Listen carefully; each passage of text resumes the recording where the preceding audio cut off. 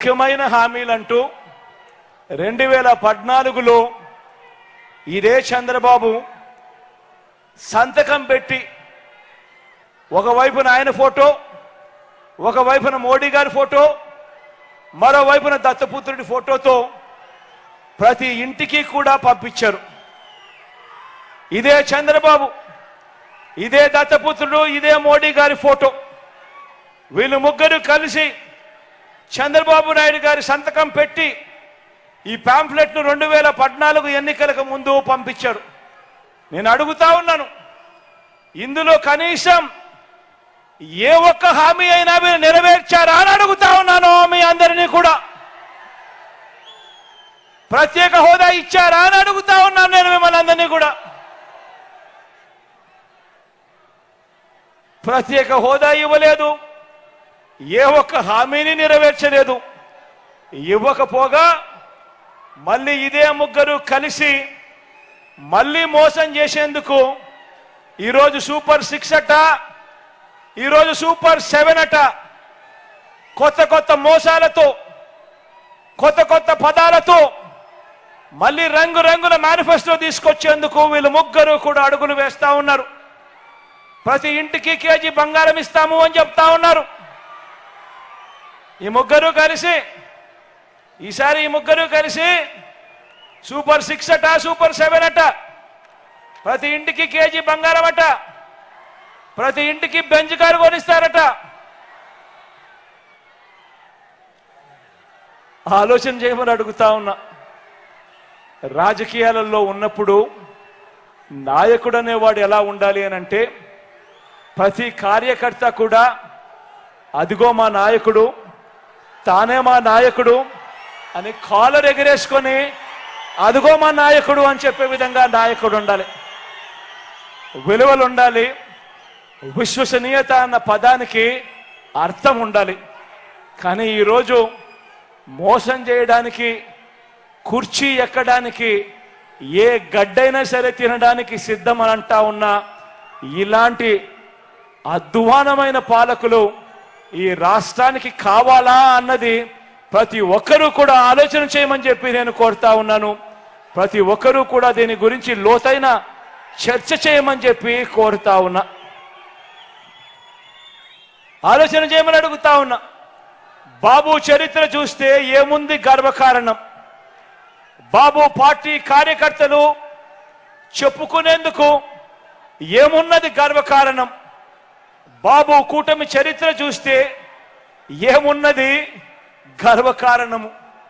అందరూ కూడా ఆలోచన చేయమని అడుగుతా ఉన్నా. వీరు ఈ రాష్ట్ర ప్రజలకు ఏం మంచి చేశారని మన ముందుకు మళ్ళీ వీళ్ళంతా కూడా వస్తా ఉన్నారు. వీళ్ళ వల్ల రాష్ట్రానికి ఏం మంచి జరుగుతుంది అన్నది అందరూ కూడా ఆలోచన చేయమని కోరుతా ఉన్నా.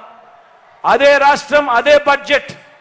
కానీ ఈరోజు మీ జగన్ ముఖ్యమంత్రి అయిన తర్వాత, మీ బిడ్డ ముఖ్యమంత్రి అయిన తర్వాత ఈరోజు ఏ పేదవాడి ఏ పేద చెల్లెమ్మ, అక్క చెల్లెమ్మ కుటుంబాలలోకి వెళ్ళి వాళ్ళ బ్యాంకు ఖాతాలు చూస్తే ఏ ఒక్కరికి చూసినా లక్షల లక్షలు వాళ్ళ బ్యాంకు ఖాతాల్లో కనిపిస్తాయి. ఏకంగా 2,70,000 కోట్ల రూపాయలు మీ బిడ్డ నా అక్క చెల్లెమ్మల కుటుంబాలకు మంచి జరగాలి అని చెప్పి ఈరోజు పంపించిన చరిత్ర కనిపిస్తుంది. కానీ ఇదే చంద్రబాబు నాయుడు గారు ముఖ్యమంత్రిగా ఉండి ఆ 5 సంవత్సరాలలో తాను చేసింది ఏమిటి, తాను ఎందుకు జగన్లా చేయలేకపోయాడు అని అంటే కారణం వాళ్ళ ధ్యాస, వాళ్ళ చింత పేదవాడికి మంచి చేయడం గురించి కాదు.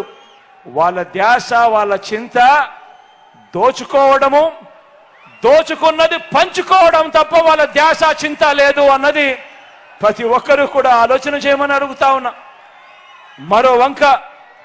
మరో వంక మీ జగన్ మనందరి పాలనను చూడండి. మేనిఫెస్టోలో చెప్పిన 99% వాగ్దానాలను నెరవేర్చి ప్రతి గ్రామంలోనూ ఇదిగో మార్పు, పేదల ఇంట్లో ఇదిగో మార్పు, సామాజిక వర్గాలలో ఇదిగో మార్పు, అక్క చెల్లెమ్మల జీవితాలలో ఇవిగో వెలుగులు, పిల్లల భవిష్యత్తులో ఇవిగో దారులు అంటూ సగర్వంగా ఇంటింటికి వెళ్ళి ఓటు అడిగే పరిస్థితి మన 58 నెలల పాలనలో ప్రతి కార్యకర్త కూడా గ్రామంలో కాలర్ ఎగరేసుకొని వెళ్ళి మాట్లాడే పరిస్థితి ఈ 58 నెలల కాలంలో వచ్చింది మీ జగన్ వల్ల. జరిగింది ఈ 58 నెలల్లోనే జరిగింది మన వైఎస్ఆర్ కాంగ్రెస్ పార్టీ ప్రభుత్వంలోనే అని చెప్పడానికి గర్వపడతా ఉన్నా.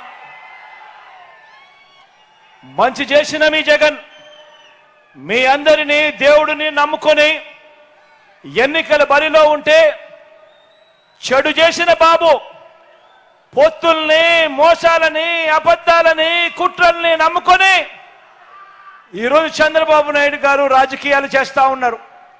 ఇదంతా చూస్తే మనందరికీ కూడా అర్థమయ్యేది ఒక్కటే, మరో